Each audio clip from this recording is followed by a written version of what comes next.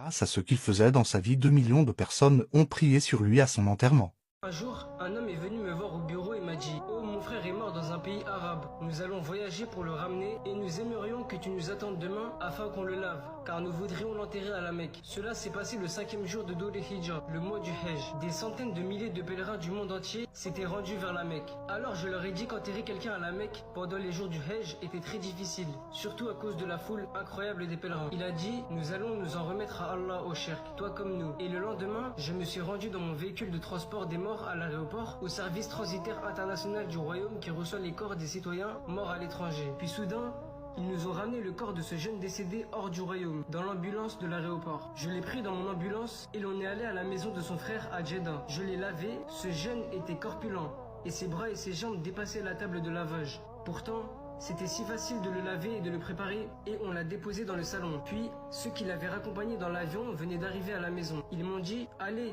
nous allons le laver. J'ai dit qu'il était déjà lavé, ce qui les a intrigués. Ils ont dit: Allons donc à la Mecque. Je leur ai dit: Mais vous savez que la Mecque est remplie à cette période. Ils m'ont dit: Oui, mais on s'en remet à Allah. Puis son frère a dit: Allons le montrer à son père. Nous lui avons dit que son fils est mort et que nous allions l'enterrer là où il était mort. Mais puisqu'on est là, allons voir ses parents pour qu'ils lui fassent leurs adieux. On est rentré dans la villa des parents et il m'a demandé de laisser rentrer le père dans l'ambulance pour qu'il le voie. Il était effondré et lorsqu'il a vu le corps, il s'est jeté sur lui et s'est mis à l'embrasser et lui parler. Puis m'a dit: Je veux découvrir son visage, ô shirk. Cette scène-là, je ne pourrai jamais l'oublier. Et de toute ma vie, je n'ai jamais assisté à une scène pareille. Et j'ai des témoins sur ce que je vais dire, le frère du défunt et son beau-frère. À peine j'ai découvert son visage que le père s'est jeté sur le corps de son fils de nouveau.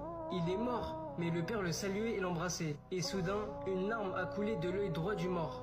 Avez-vous déjà vu un mort pleurer? Il est mort, mais son œil droit laissait couler des larmes. Et personnellement, j'ai cru que c'était peut-être à cause de la chaleur ou du linceul. J'ai donc essuyé son œil avec son linceul. Je l'ai essuyé et recouvert son visage. Son frère et son beau-frère m'ont vu l'essuyer. Quand le père est descendu, son fils lui a dit: Oh papa, tu as vu mon frère pleurer? Il a dit: Comment ça il a pleuré?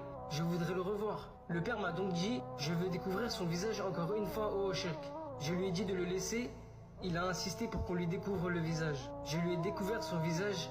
Il s'est jeté sur lui, puis a vu les larmes qui coulaient de nouveau sur son œil droit. Je l'ai vu aussi de mes propres yeux, ainsi que son frère et son beau-frère.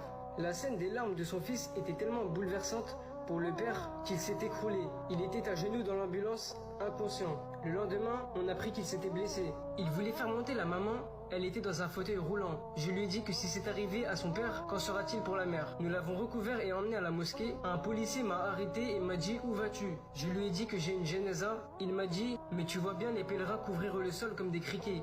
Descends le mort et reconduis l'ambulance. Mais juste le temps qu'ils disent descends le mort ici et reconduis l'ambulance, j'ai vu que des pèlerins avaient ouvert la porte de l'ambulance et pris le corps. Son frère a dit: Je n'ai réussi à porter le corps de mon frère que 2 fois, tellement les pèlerins étaient nombreux à vouloir le porter. Moi, j'avais rebroussé chemin pour aller chercher l'autorisation d'enterrement, puis je me suis rendu au cimetière. Ce jour-là, il y avait 8 morts, 6 hommes et 2 femmes. Le plus important là-dedans, c'est qu'il y a 2 millions de gens qui ont fait la prière sur ces 8 morts. Et dans la mosquée sacrée, imaginez qu'il y ait seulement une personne parmi ces 2 millions qui fait l'invocation pour ce mort, que la porte du ciel est ouverte et qu'Allah l'a exaucé.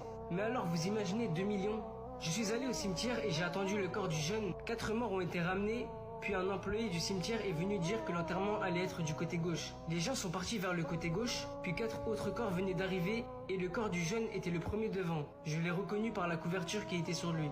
Puis, le responsable est passé et m'a demandé s'il n'y avait pas de corps. J'ai dit qu'ils ont été transportés vers le côté gauche. Il a dit: Enterrez cela ici.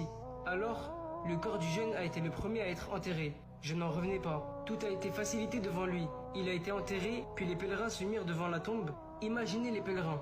Ils se sont orientés à la Qibla devant la tombe et ont tous fait des invocations pour lui. Et le premier jour de deuil, je ne suis pas rentré chez moi à Jeddah. Je suis allé dans sa famille à la Mecque. Je me suis assis parmi les gens qui étaient venus pour les condoléances. J'ai demandé à mon voisin l'histoire de ce jeune.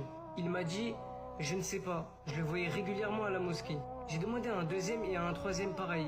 Je suis retourné chez moi et je suis revenu les voir le lendemain, rien que pour connaître son histoire. J'ai demandé à quelqu'un d'autre qui m'a dit: Va demander plutôt à son frère. J'ai été lui demander son histoire, ce qu'il faisait à la maison, comment était sa prière, quelle mosquée il fréquentait, comment étaient ses amis, où sont-ils, et pourquoi toutes ces facilitations qu'Allah a permis pour ce jeune.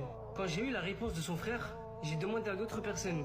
et elles m'ont confirmé la même chose. Son frère m'a dit, c'est vrai qu'il faisait la prière, qu'il jeûnait et tout, normal, mais il avait une chose particulière, il était bienveillant envers ses parents.